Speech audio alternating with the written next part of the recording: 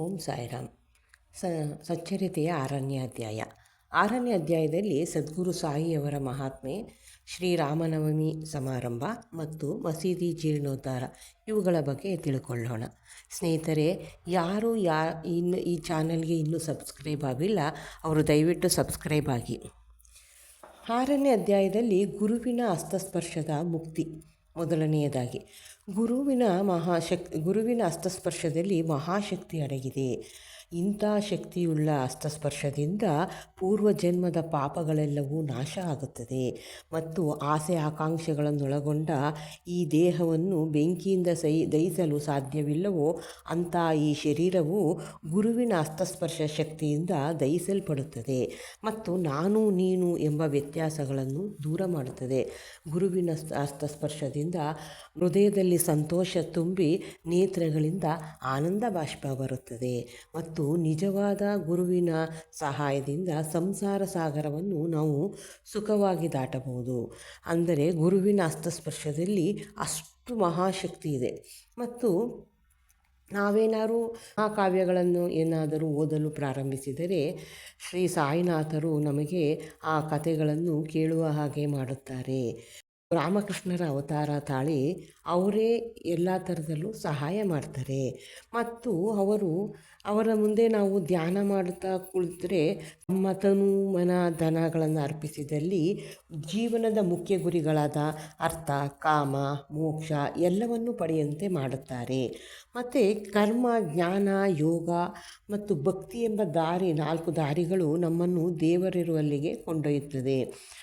ಪ್ರತಿಯೊಬ್ಬ ಮನುಷ್ಯನಿಗೂ ಭಕ್ತಿ ಇದ್ದಾಗ ಮತ್ತು ಭಕ್ತಿ ಎಂಬ ದಾರಿಯಲ್ಲಿ ಹಳ್ಳ ಕೊಳ್ಳಗಳು ಮತ್ತು ಮುಳ್ಳುಗಳು ಇರುತ್ತದೆ. ಆಗ ಪ್ರಯಾಣ ಮಾಡಲು ಕಷ್ಟ.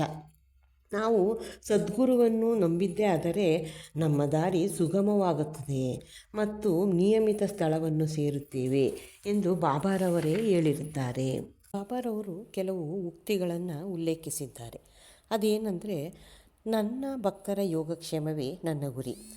ನನ್ನ ಭಕ್ತರ ಮನೆಯಲ್ಲಿ ಊಟಕ್ಕಾಗಲಿ ಉಡಲಿಕ್ಕಾಗಲಿ ಕೊರತೆ ಇರುವುದಿಲ್ಲ. ಯಾರು ನನ್ನನ್ನೇ ನಿಶ್ಚಲ ಚಿತ್ತದಿಂದ ಪೂಜಿಸುತ್ತಾರೋ ಅಂಥವರ ಯೋಗಕ್ಷೇಮವನ್ನು ನೋಡಿಕೊಳ್ಳುವುದೇ ನನ್ನ ಗುಣ. ಮತ್ತು ಯಾವಾಗಲೂ ಸ್ಮರಿಸುತ್ತೀರಿ, ಸಂಸಾರ ತಾಪತ್ರಯಗಳ ಕಡೆಗೆ ಗಮನ ಕೊಡದಿರಿ ಮತ್ತು ಶಾಂತಿ ಉಂಟಾಗುತ್ತದೆ ಎಂದು ಬಾಬಾರವರೇ ಹೇಳಿದ್ದಾರೆ. ಮುಂದೆ ಶ್ರೀರಾಮನವಮಿ ಸಮಾರಂಭದ ಉತ್ಸವದ ಸಾರಾಂಶವನ್ನು ತಿಳಿದುಕೊಳ್ಳೋಣ. ಗೋಪಾಲರಾವ್ ಗುಂಡಾರವರಿಗೆ ಮಕ್ಕಳಿರಲಿಲ್ಲ. ಬಾಬಾರವರ ಆಶೀರ್ವಾದ ಫಲದಿಂದ ಅವರಿಗೆ ಪುತ್ರ ಸಂತಾನವಾಗುತ್ತದೆ. ಆ ಸಂತೋಷ ಸಮಾರಂಭದಲ್ಲಿ 1892ರಲ್ಲಿ ಶಿರಡಿಯಲ್ಲಿ ಒಂದು ಜಾತ್ರೆ ಅಥವಾ ಉರಸ್ ನಡೆಸಬೇಕೆಂದು ಬಾಬಾರವರ ಭಕ್ತ ಮಂಡಳಿಯನ್ನು ಕೇಳಿದಾಗ ಬಾಬಾರವರ ಆಶೀರ್ವಾದ ಫಲದಿಂದ ಅವರಿಗೆ ಆ ಪ್ರಯತ್ನದಲ್ಲಿ ಜಯಶೀಲರಾಗ್ತಾರೆ. ಉರಸ್ ಶ್ರೀರಾಮನವಮಿ ದಿನವೇ ನಡೆಯಬೇಕೆಂದು ಬಾಬಾರವರ ತೀರ್ಮಾನ ಆಗುತ್ತದೆ. ಇದರಿಂದ ಹಿಂದೂ ಮತ್ತು ಮಹಮ್ಮದೀಯರ ಐಕ್ಯಮತಕ್ಕೋಸ್ಕರವೇ ಬಾಬಾ ಈ ರೀತಿ ಮಾಡಿದರು ಎಂದು ನಾವು ತಿಳಿದುಕೊಳ್ಳಬಹುದು. ಬಾಬಾರವರ ಅನುಮತಿ ಪಡೆದ ಮೇಲೆ ಕೆಲವು ಕಷ್ಟಗಳು ಉದ್ಭವಿಸುತ್ತದೆ. ಅಲ್ಲಿ ಜಾತ್ರೆ ನಡೆಯಲು ಏನಪ್ಪ ಅಂದರೆ, ಅಲ್ಲಿ ನೀರಿನ ಅಭಾವವಿರುತ್ತದೆ. ಶಿರಡಿಯಲ್ಲಿ 2 ಬಾವಿಗಳಿರೋದ್ರಿಂದ ಒಂದು ಬಾವಿ ನೀರನ್ನು ಉಪಯೋಗಿಸೋ ಹಾಗಿರಲಿಲ್ಲ. ಇನ್ನೊಂದು ಬಾವಿ ನೀರು ಅಷ್ಟು ಶುದ್ಧವಾಗಿರಲಿಲ್ಲ. ಆಗ ಬಾಬಾ ಅದರ ಬಾವಿಯೊಳಗೆ ಕೆಲವು ಪುಷ್ಪಗಳನ್ನು ಹಾಕೋದ್ರಿಂದ ನೀರು ಶುದ್ಧವಾಗುತ್ತದೆ. ಆದರೂ ಕೂಡ ನೀರು ಸಾಕಾಗಲಿಲ್ಲ.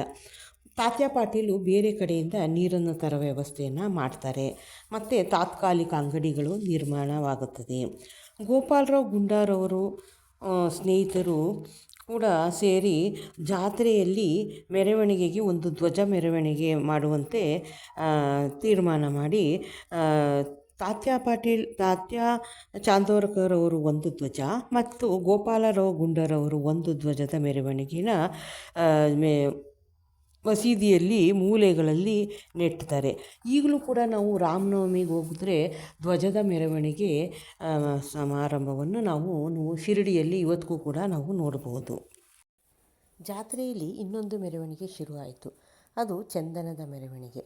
ಈ ಮೆರವಣಿಗೆಯು ಮುಸ್ಲಿಂ ಸಾಧುಗಳ ಗೌರವಕ್ಕಾಗಿ ಅವರ ಸಂಪ್ರದಾಯದ ಪ್ರಕಾರ ಗಂಧದ ಪುಡಿಯನ್ನು ತಟ್ಟೆಯಲ್ಲಿರುವ ಅಗ್ನಿಗೆ ಹಾಕಿ ಧೂಪವನ್ನು ಮಾಡುವುದು. ಇದನ್ನು ಕೂಡ ಮಸೀದಿಗೆ ತರ್ತಾರೆ. ಈ ರೀತಿ ಹಿಂದೂಗಳಿಂದ ಧ್ವಜದ ಮೆರವಣಿಗೆ, ಮುಸಲ್ಮಾನರಿಂದ ಗಂಧದ ಮೆರವಣಿಗೆಯು ಯಾವುದೇ ಆತಂಕವಿಲ್ಲದೆ ನಡೆಯಿತು. ಅದು ಈಗಲೂ ಕೂಡ ನಡೆಯುತ್ತಿದೆ.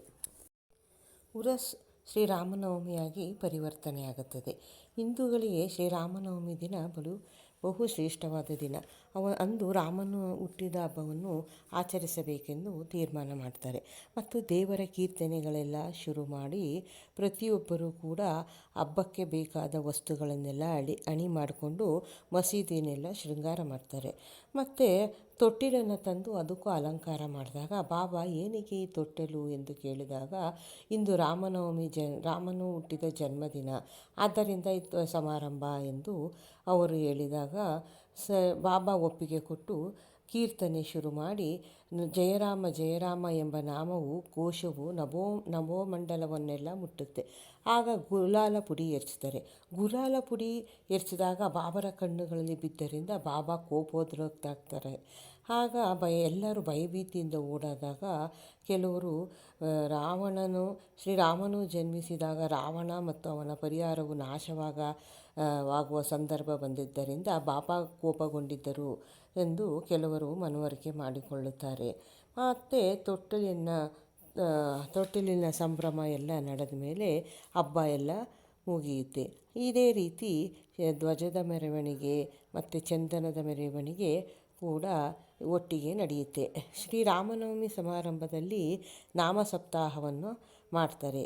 ನಾಮ ಸಪ್ತಾಹ ಮಾಡಿದ ನಂತರ ಚೈತ್ರ ಮಾಸದಲ್ಲಿ 8 ರಿಂದ 12 ದಿನವರೆಗೆ ಜಾತ್ರೆ ನಡೆಯುತ್ತೆ, ಕುಸ್ತಿ ನಡೆಯುತ್ತೆ, ಬಡಬಗ್ಗರಿಗೆ ಅನ್ನದಾನ ನಡೆಯುತ್ತೆ.